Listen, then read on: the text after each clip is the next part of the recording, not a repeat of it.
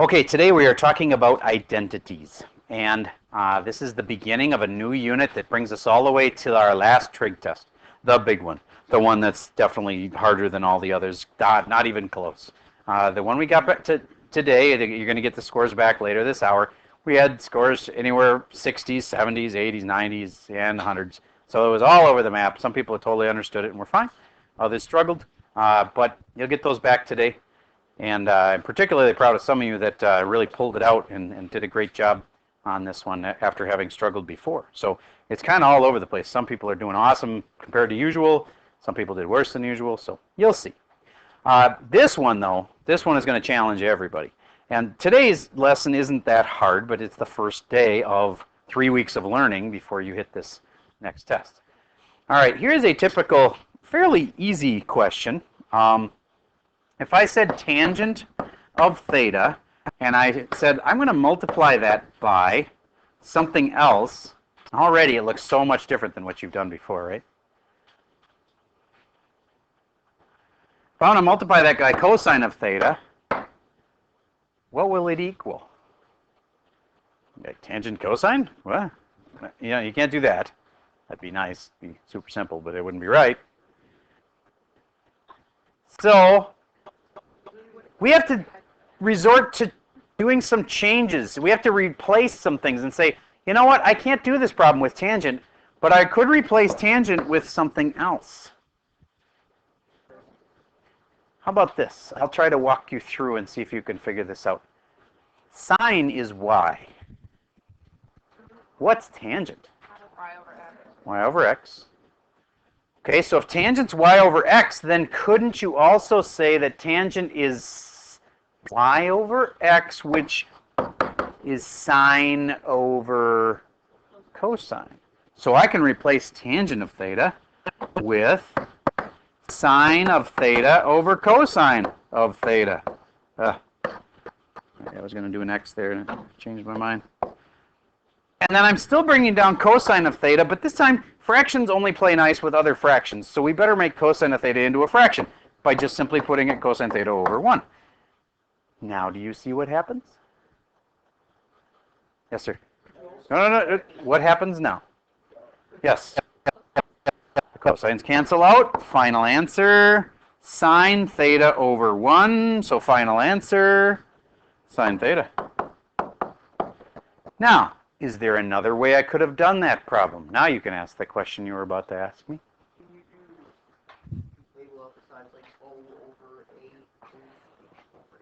Gotcha. We don't want to go the route of opposite over adjacent, or you'd end up getting answers that have like adjacent in them.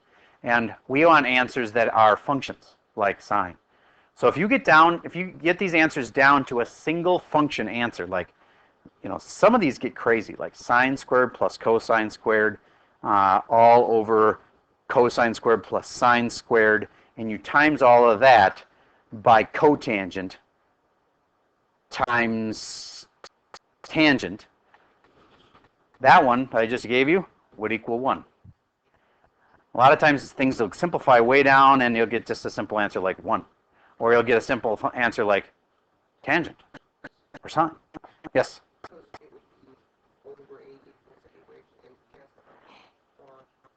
We'll talk more later about your option there, but no, I don't want you to replace these with opposites over adjacents. You remember how we always had that choice for tangent is opposite over adjacent, but then you learn more than that, and you learn that tangent was really y over x. Better to do that than to do opposite over adjacent or adjacent over opposite or whatever.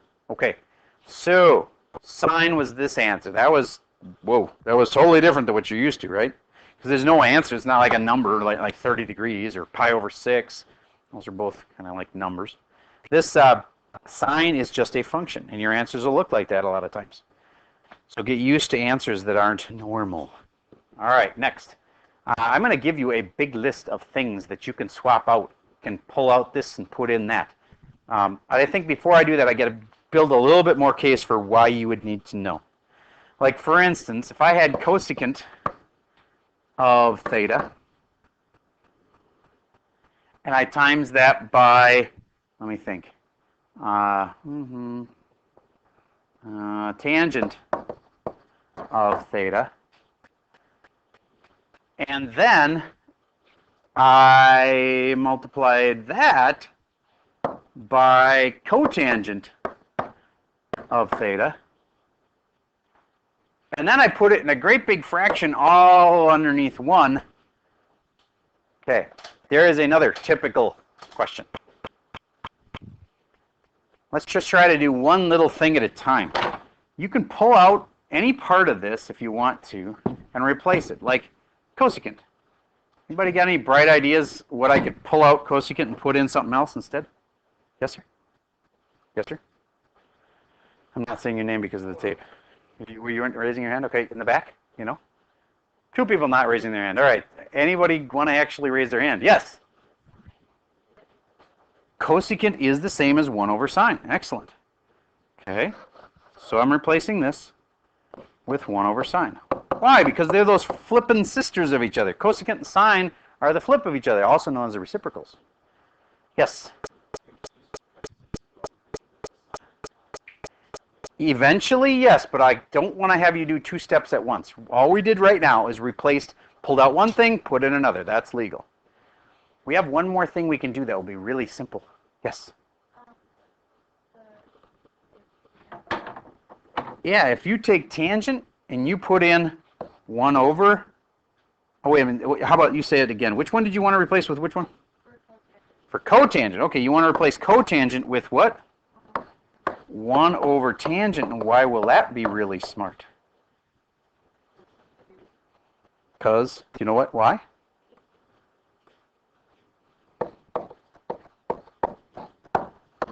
Because now, why is it set up really nice now? Come on, you can do this. Because then they can cancel each other out. That cancels that. 1 times 1 is just 1. So I'm still left with this little problem right here, but the rest of it just turned into a 1. And 1 times anything means that I still have this thing in the circle. So 1 over sine theta. And what is it when you have 1 over something? What's the final answer? What do you think? Sine theta. And if you don't understand why, it's because instead of 1 divided by 1 over sine theta, you can change that to 1 times and then flip it, sine theta over 1, and then I have sine theta. Final answer? Sine of theta. That's it. All of that's fancy big fraction simplified down to one little function.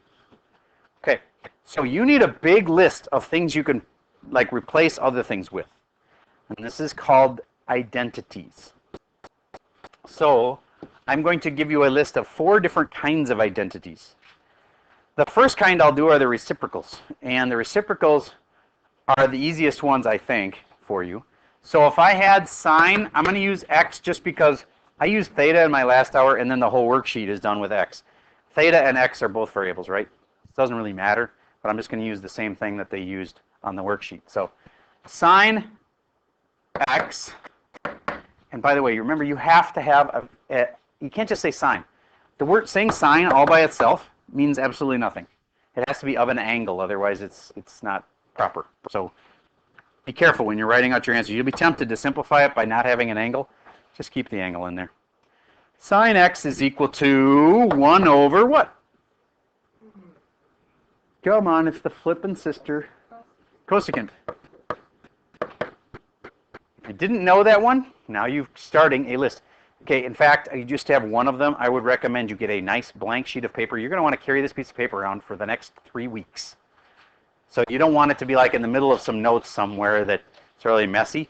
Since we're starting to make a big list, and it'll take a full sheet of paper, flip to a new page. Be nice to yourself. Have a nice clean sheet you can tear out and like use later.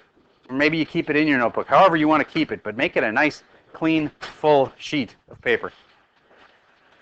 And again, if you want to label them, this section is called the reciprocals. All right. So I just did sine. What's next? Logically, after sine, what do you get?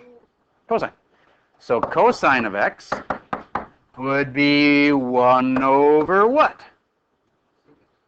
Secant. And the next one, Sine, cosine, what's next logically? Tangent of x is equal to 1 over cotangent of x. Those are all the flippin' sisters of each other. Now, I think it'll make your sheet more clean if we don't write the other three ones that kind of logically follow. Just watch me when I write them and see if you get what I'm going to do here. So therefore, cosecant of x would have to be 1 over sine. Get what I'm doing? I'm just taking the same exact thing and writing it backwards. Now, if you want to write them all, again, you can. You can copy this if you want, but you don't have to. Then secant of x would equal 1 over cosine.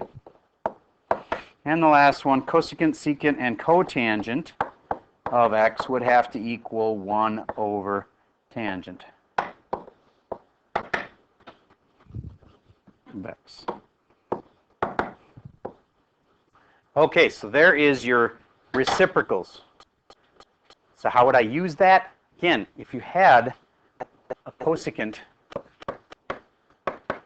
times sine, I could replace the sine right here with a 1 over cosecant.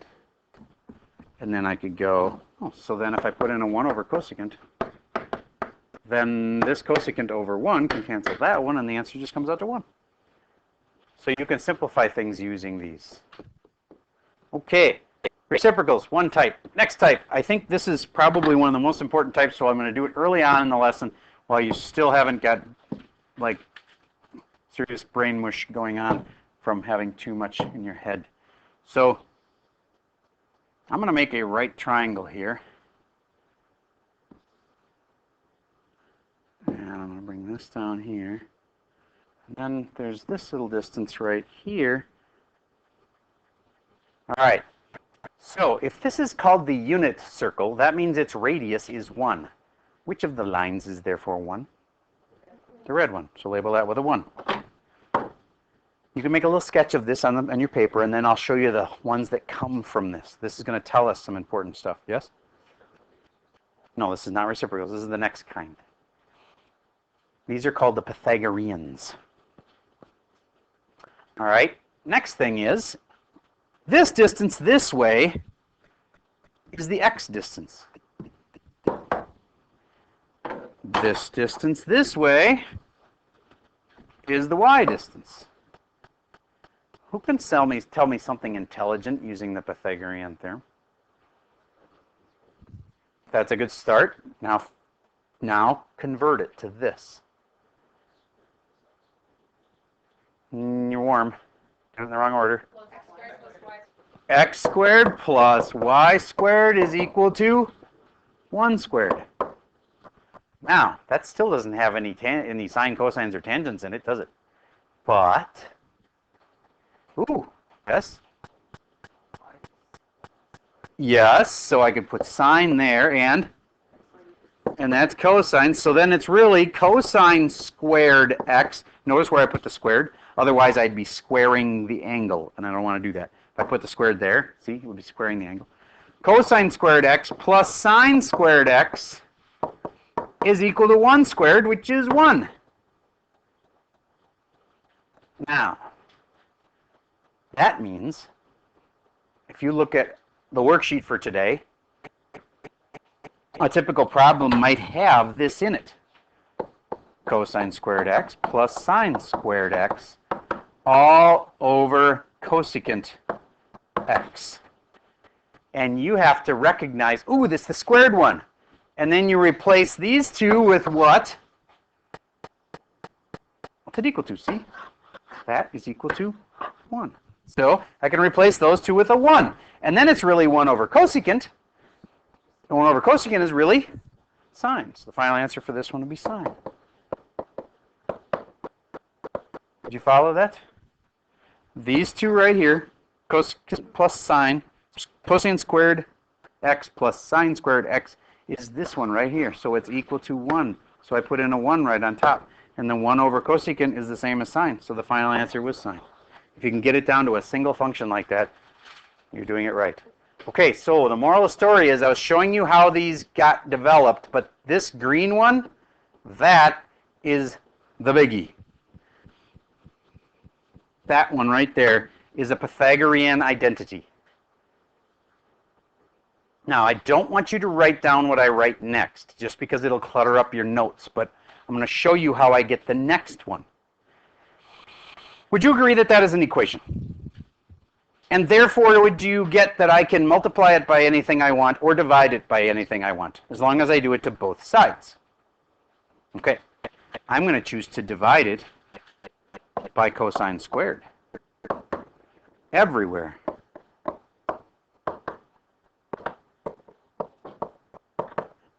And then what happens is, what's cosine squared x divided by cosine squared x? 1 plus, what's sine squared x over cosine squared x? Tangent, very good. And what's 1 over cosine? Secant, excellent. And this we have a corny saying to remember it. Of course, in general, people like to have a tan. That's why people pay money to have a spray tan, or to have bronzer, or to have an actual climb in and give yourself radiation and get the sunburn on you called a tan. So generally, we seek people that have a tan. So you could say the one with the tan is what we seek, and that'll help you to remember that one. The one with the tan is what we seek. This is a Pythagorean identity. So I just wrote it. I'm going to write it again, except this time I want to show you where it came from, but now I'll write it cleanly. The one with the tan is what we seek. There's supposed to be an x in there. Secant squared of x.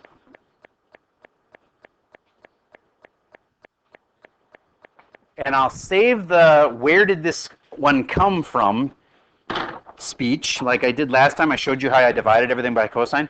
If I divided everything by sine, I would get cosine divided by sine. I just don't want to show it all. But anyway, if I divide everything by sine, I'll have cosine over sine, which is cotangent. So this one's cotangent squared x plus 1 equals cosecant. And of course, we've got a neato saying that especially we Minnesotans can understand, that the one with the coat is cozy. A little bit lame, but I'm telling you, it'll stick in your head.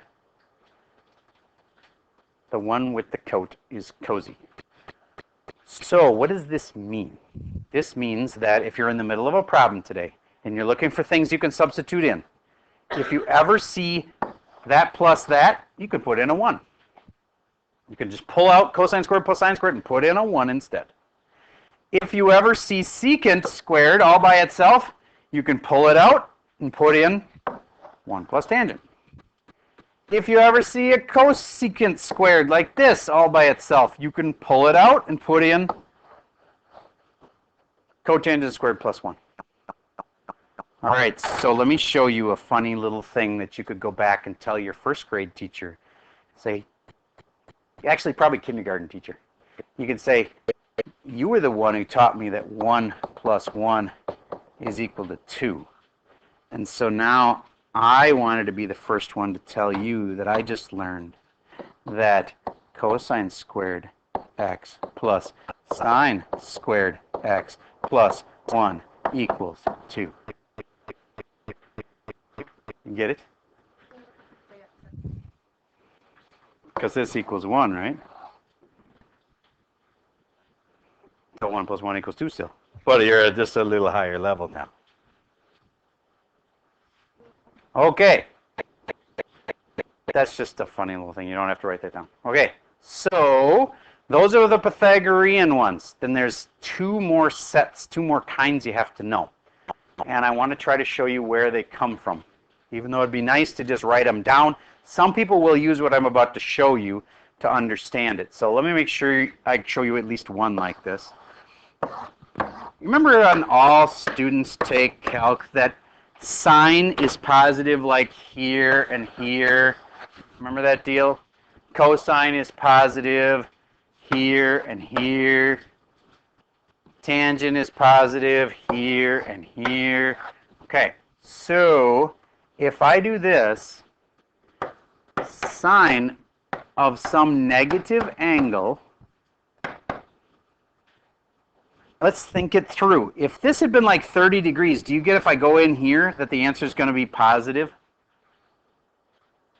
And that's going this way and saying 30 degrees. What if I go the opposite direction like that and I go down here? Is sine still going to be positive if I go down there? No. So the answer for this is the opposite of whatever sine would be. So sine of negative x is equal to negative sine of x. I know that one looks confusing, but that's what it's based on. If you do a negative angle, it does change your answer. Instead of being positive here, if you make it an opposite of that, it'll be negative down here. And it seems like all of them would do that, but they don't. Yes? Oh, good question. If you were going to label these, this is called the odd even. Odd even. All right.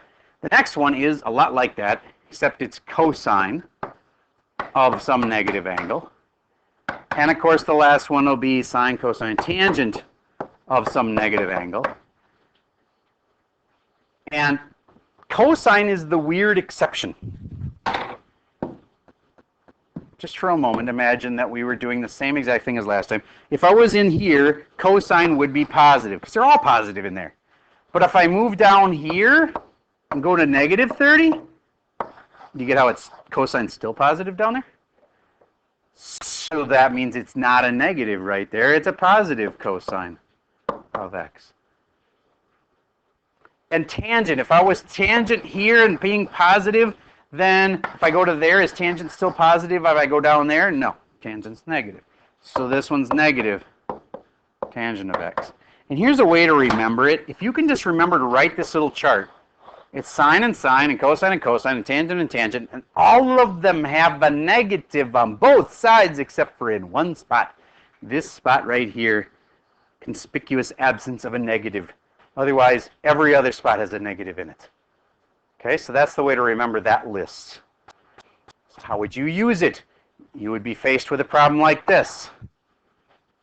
Negative sine x on the bottom and sine of negative x on the top.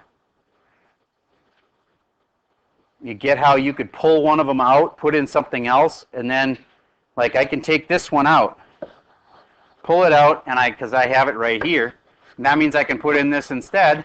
And when I put in that instead, negative sine x, it's exactly the same on the top and the bottom. So I can cancel them and make it equal 1 over 1, which is 1. All right? So these are called the odd evens.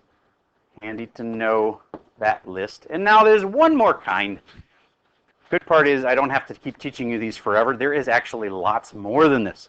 But we've narrowed it down to this for quite a while, and then we'll learn something called the double angle identities. But for a while, this is all the identities you have to know. So these will last you for at least 3 or 4 days. Okay, the last kind here is, let me think which kind is left. Hold on, I'm looking for my worksheets. Pythagorean, the odd even. These last two are very simple. They're called the quotient ones. Quotient. Tangent of theta, we already alluded to this. Do you remember how tangent is really y over x? But we're not going to write tangent as y over x. We're going to write it as a quotient. That means divided by. Tangent is really what? Sine over cosine. Tangent is sine over cosine. So whenever you see tangent in a problem, it's really, really common to pull out the tangent and put in sine over cosine. In fact, I'd say probably 7 times out of 10, that's what you should be doing, is take the tangent out and put in sine over cosine. Happens a lot. And then there's only one other one, and it's related to tangent. Do you get how if you flip tangent over, you really have what? Cotangent. So then cotangent of theta would be what? Cosine over sine.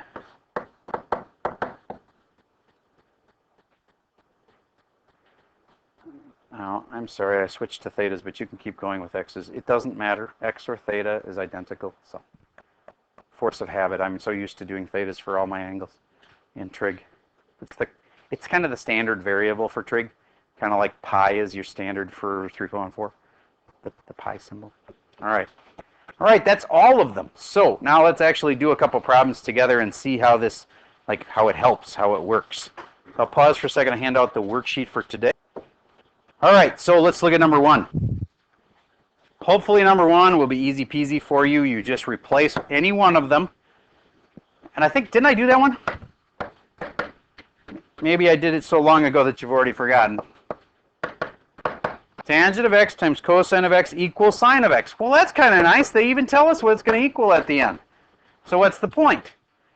If you're proving something, you just have to prove that really works out that way. And one kid asked me last hour a good question. So will you ever ask us to prove something that's not true? No. Well, this is just nice because they told us the answer. The answer is going to come out to sine. So now you just got to figure out how can you make that work. Well, you can replace tangent with what? We just did this 2 seconds ago. So sine over cosine. Don't forget to have the x's in there. And that's times by cosine of x. But remember, that's over 1. And why did I do that? Because fractions will play nice with other fractions. And then it's equal to sine of x. Now, is it done yet? No, unfortunately, it's not. You actually have to do this, and then you have to rewrite your final answer as sine x equals sine x. I know this is a bit of a pain, but you got to admit, compared to normal proofs in geometry that were so painful. Do you remember doing proofs in geometry? Maybe you never had to do proofs in geometry. I don't know. But these are simple little proofs. But there's one picky thing about them. You have to go one side you can't touch. You can't touch both sides to prove something. If you change both sides, you haven't proved the statement. So this has to stay the same the whole way down. And the other thing is that your final statement must be identical, like sine x equals sine x. Otherwise, you didn't prove it. If you left it right here, it kind of looks like it will simplify to it, but you haven't actually finished the job. So it's so easy to just write the final statement. Okay, so of course, your work is what we're going to be grading on this, because we already know that the answer is sine x. You just have to show me the proof that stuff cancels out and everything to make that work. Okay, number 2 should be child's play for you. Let's go on to let's do number 6. Number 6 says, tangent squared x plus 1. I'd start thinking right now about those fun little sayings that I taught you. The one with the, what was that again? One with the tan is what? Is what we seek. And the on the bottom, yes, you could probably change it to that in your head if you want to, but I'm not changing it to that. So on the bottom, the one with the coat is cozy. All right, so just a second, we're not done yet. Equals tangent squared x. I just wrote the original problem again. So now I would take the top and replace it with one with the tan is what we seek. Secant squared x over the cotangent one. One with the coat is cozy. Don't forget the squared. And this is kind of boring, but you just bring equals tangent x all the way down the paper. And this is kind of painful because you don't have that much room. You're going to probably have to like wrap it around and then start over again. I really feel like sometimes kids do so much work to try to squeeze their writing in this tiny little space. If you just take a piece of paper from your notebook and do it on problem 6, you know, it's going to take up a lot of space. You could take a half a page on it. It looks even more impressive when you do that. So anyway, your choice. I really wish in the ideal world this was on an iPad, because then we'd have a lot of space between each problem. You could have a whole page worth of work just on number 6. Okay, anyway, if you zoom in far enough, you have tons of places, tons of room to write.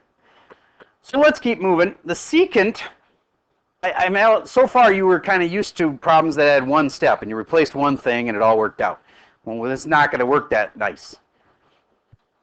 Could secant be rewritten as something else? Look on your sheet. What's secant? 1 over cosine. Very good. So I'm going to replace that with 1 over cosine. Don't forget the squared. over cosecant could be written as what? 1 over sine is equal to tangent squared x. Remember, you're never going to mess with that. Now, when you have a fraction over a fraction, you remember how to handle that? Flip and multiply. Okay. So I'm going to take this, flip it over, and put it up there, and I'd say sine x over sine over 1. Sorry. Just flipping that one on the bottom. And then wait a minute. That's sine over cosine. Do you know what I mean? So then it's sine squared x over cosine squared x equals tangent squared x. And again, I know people are tempted to stop right there, but you aren't done until you have said tangent squared x equals tangent squared x. That's a proof then. You've got it all the way to the end, and you got your proof statement. This equals this. So now, precalc is hard because there's lots of steps. See? Step 1, know the Pythagorean identities, that the one with the tan is what we seek, and the one with the code is cozy. Next step, know the reciprocals. Replace these two with reciprocals. Next step, we had to know how to flip and multiply. Next step, we had to know this one was one of the quotient identities. And the final step was to know that to prove something, you have to have the proof statement at the very end. So there's lots of ways you could screw this up. But it's not like it's insanely hard. Each little step isn't that bad. But there will be times tonight where you're like, I don't even know where to start on this problem. All I can suggest in that case is to go look at the sheet I gave you of things you can swap for other things and just see if there's anything on that sheet that looks familiar. Like, what could I do? So let's look at number 7, for instance. Tangent x sine x plus cosine x equals secant x. Now, just because you can replace something with something else, that doesn't mean you necessarily should. Like secant, that's the same as 1 over cosine. Does that mean for sure I should replace this with 1 over cosine? No. Remember how we're doing a proof? Remember how the secant shouldn't change? So I should go down the page and just say secant x. Keep doing that all the way to the end. So then that means I got to mess with this side. So let's look and see. What could we replace with what? Anybody got a bright idea? Tangent could be sine over cosine. Okay, let's try that. So I'm going to go sine over cosine times sine plus cosine. All right. And I agree, I should put this over 1, right? Do you know what sine x times sine x makes? Sine squared x, yep. Because then you'd be squaring the x, not the function. Like if I said sine of 30 and then I wanted to square it, do you get I'd be doing sine of 900? And now what do we want? We want to take this whole thing and square it. The only other option besides squaring it like this is to go like that. And pretty much math people never do that. So it would be correct, but you don't want to do that. Just trust me, put the squared there, not there. Okay, so sine squared x on top over cosine x plus cosine x is equal to secant x. I'm forced to write that. Okay. See, at this point, you might still be feeling like, oh, I don't know where I'm going with this. I don't even know what to do. All right. This one is going to require common denominators. Remember how last time we had to flip fractions and multiply them? You can't forget about your basic skills. So if I put this over 1, do you get that I cannot add them together unless they have a common denominator? So to get these two guys to have a common denominator, do you think I'm going to try to turn that into a 1? No, that's too hard. But I could multiply this side by cosine x, right? And if I multiply on the bottom by cosine x, they'll have a common denominator, right? So if I multiply the bottom by cosine x, I have to multiply the top by cosine x. You get that I can do that because I'm just multiplying it by 1, really? Because cosine x over cosine x is really equal to 1. All right, now why did that help anything? Because now, what do we have? I'm going to just simplify it again. Sine squared x plus, what's that make? Cosine squared x. I've seen that somewhere before. All over, what was the common denominator? Cosine x is equal to secant x.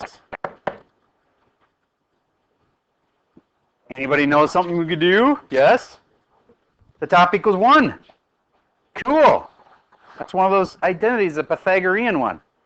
That's 1. So 1 over cosine x. And do you see it? See the light at the end of the tunnel? 1 over cosine x equals secant x. Am I done? Am I done? Can I stop right here? I'm really close, but that's the final statement. Isn't 1 over cosine actually equal to secant? So therefore you say secant x is equal to secant x. Yes, you need that final statement. As long as this actually equals this, then you're good. And it does. That actually equals that. 1 over cosine is secant. So then, secant x equals secant x. I proved it. It's done. Again, we gave you a comically small amount of space to try to solve all of these. So I recommend if you get stuck on one and you get like, try something and it doesn't work. Because see, you're watching me do it. I'm telling you, when you try it on your own, you're going to be like, this isn't working. You're going to erase, try it again, do something different. It isn't working. Cross it off, do another one. You'll probably want to have a separate sheet of paper to help you with that. All right, there's one last thing. On the back side, everybody look at, like, for instance, number 11. Oh, by the way, you may cross off number 13. There's a flaw in the problem, so skip number 13. That's just to kill it. It's gone. Okay, number 11. What's different? What don't you have now? Doesn't equal anything. So it's sort of like just giving you this. If the math problem had been 4/16, do you get I just want you to reduce it as far as you could? That's what I want you to do with this. Just reduce this thing as far as you can. And usually you can get them down to one function. Like the answer is cosine of x. So the answer is tangent. Or sometimes they simplify to a number, like the answer is 1. All right, let's try number 11. And without me giving it all away, let's see if anybody thinks they can figure it out. Don't say it yet. Do you have something you can get it down to one single thing? What do you got? Secant over cosine? That's not as simple as we want. It might be on the right track, but it has to get all the way down. Hopefully we can get it down to one thing, like tangent or something. What do you think it is? Okay, it could be tangent squared. Does anybody else have something?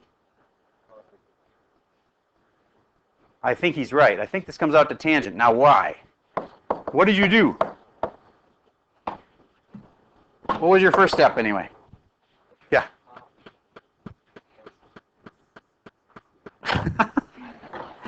Is what we seek, is what I usually say. Yes, the one with the tan is what we seek. Secant squared all over cosecant. Okay, now what are you going to do? Secant over cosecant is tangent? Did you memorize that, or?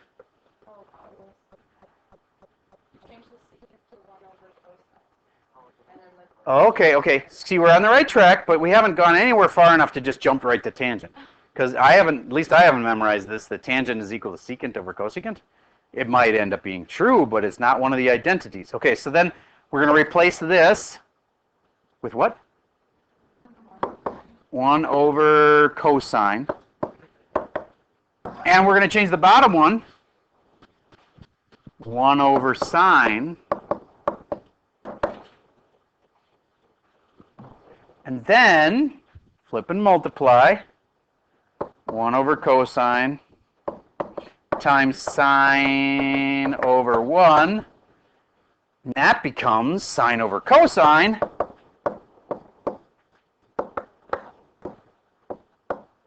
And that is a definition. That's on the sheet. Sine over cosine is tangent.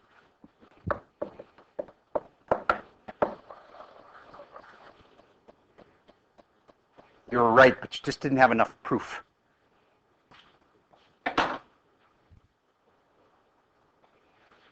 All right, so your homework, this stuff will torture you sometimes, but that's one of the reasons that this last test is not fun 3 weeks from now. But keep in mind, you got 3 weeks, so on the first day, and you'll actually look back on some of these problems and saying, oh, I wish they were as easy as this. Really. Because this is the first day. I mean, of course it's going to be more. Yes, there's more memorization in this test than on any other. That sheet I just gave you, you need to memorize that whole sheet. That may play to some of your strengths, and for some of you that might be a weakness for you. But if you just take the time, you've got 3 weeks for Pete's sakes. It's not like I'm saying memorize them by tomorrow. You got some time. Yes, I would agree with both of those. You need memorization and you need a lot of steps to answer the questions. This is only 1 day of material. You've got a lot more to learn before I can generalize that this is what the test is like. But there's a problem like this on the test, I'm sure. It's probably just an R2, unless they made a complicated one and then it was an R3. How about number 14? Just to give you hope that they're not all really hard. What's number 14? It's just 1. Sometimes they're that simple.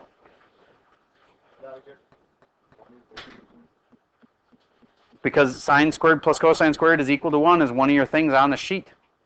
So as soon as you know that sine squared plus cosine squared is equal to 1, you just replace that with 1. You're done.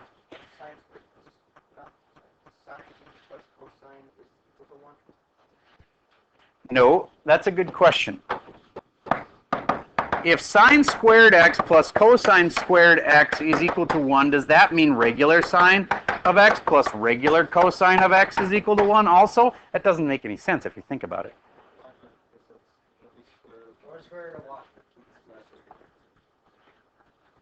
All right. I get if you took the square root, but what you're thinking is that you can take the square root of this and the square root of that without any consequences. But if you take the square root of that, it doesn't equal this. The square root of 1 is 1, but the square root of sine squared plus cosine squared is not sine plus cosine. Do you remember this from before? The square root of x squared plus 4, and a lot of people thought they could do it and said, oh, the answer is x plus 2. No, it's not. You can't do the square root like that. Doesn't work. It's, yep, because it's a lot like this. X plus 3 squared, and people think, oh, it's just x squared plus 9. No, there's more to it than that, right? It's really like x plus 3 times x plus 3, and there's a middle term in there. So no, this does not equal up to x plus 2, and therefore this does not just equal up to that. It does not work. Okay, there'll be plenty of pain and suffering on this, but I will tell you, if you will practice and fight your way through these things, you can still pull off an A on this last test, but it's going to be harder than it's ever been before. All right, so make sure you're giving me your best. Just give me your best, that's all I can ask for. Can't expect you to solve every problem tonight. I probably wouldn't solve every problem on this sheet tonight. I'd probably get stuck on one. Just from mental block, like I can't figure out what I'm supposed to do. So don't feel bad if you get stuck on one. But what's really tragic is kids get stuck on number 6 and they don't do the whole rest of the worksheet because they're like, impossible. Just number 14 was 1. Some of them are that easy. All right.